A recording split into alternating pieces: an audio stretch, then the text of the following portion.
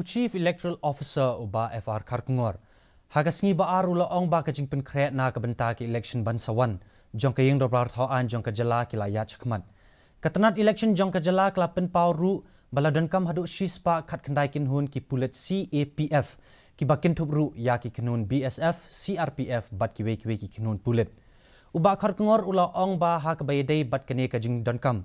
Laipau Kynhun la dep ban 1 poi ha ka thup ka baningkong bat sa shipau Kynhun kin sa 1 poi shen.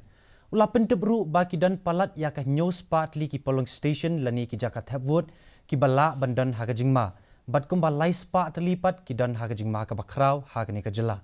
Uba Karkungor ula pentep ba ka jingdan jong ki jakat hapwood kala kiu syakalai hajar saus pa prapu artli na kalai hajar prapu artli ha ka election ka bala long house nem arjar khatpra.